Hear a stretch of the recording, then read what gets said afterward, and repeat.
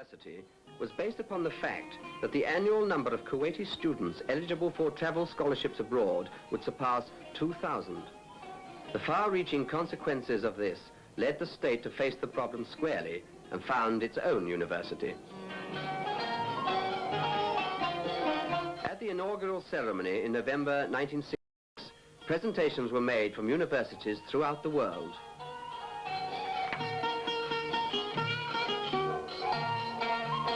The primary objectives of this university are the development of higher education to meet the country's need for teachers, doctors, lawyers, engineers and other professions.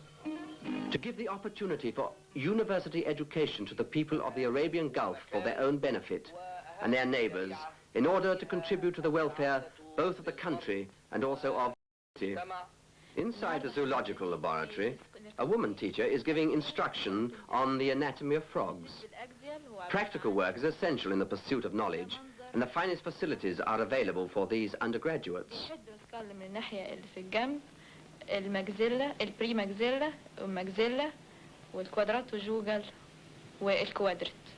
A professor from the United Kingdom teaches English to the assembled students. Give for each of them another word or phrase of similar meaning to that in the passage.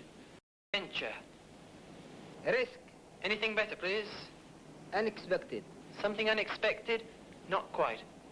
Something else, please? Something exciting or dangerous. A feature of Kuwait University is this fine library of 40,000 books of every type and language. Here the student can browse or study with intensity according to his needs.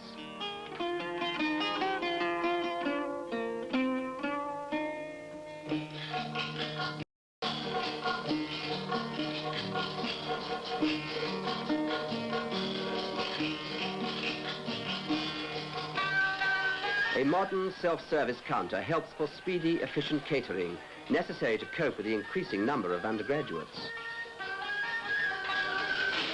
The university comprises two faculties, one of arts and one of science. Others to be established in the near future are medicine, engineering, law and commerce. Women's courses are the same as the men's, with the same degrees at the end.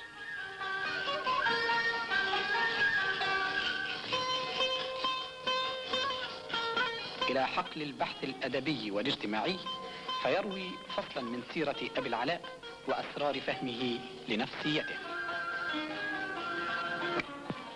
الحادث واحد لكن صداه اختلف بين الأب والأم والإخوة، فعلى حين ضحك إخوة طه حسين فإن الأم قد بكت، أما الأب قال في حزن ما هكذا.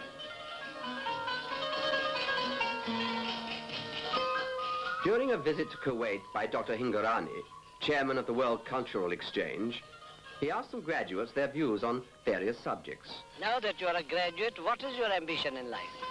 Well, I would like to serve humanity. Then I would like to raise the statues of women here in Kuwait and in all over the world. Now, what about you? Would you like to get married and have children? Well, doctor, I'm already married and have a child. I want to be a teacher of geography. How can the women of Kuwait help to communicate an appreciation of Arabic culture to the rest of the world?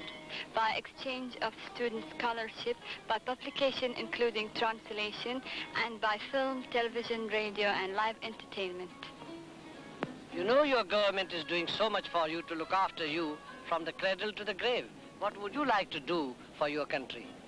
I am going to be a teacher of English, because English is a universal language. By this method of cultural exchange, I wish to promote world peace and universal understanding.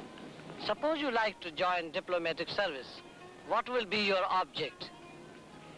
My purpose would be to represent the point of view of my country clearly to the rest of the world. How would you like to distribute the wealth of your country? By the development of industries, the reserve against any falling off in oil supplies.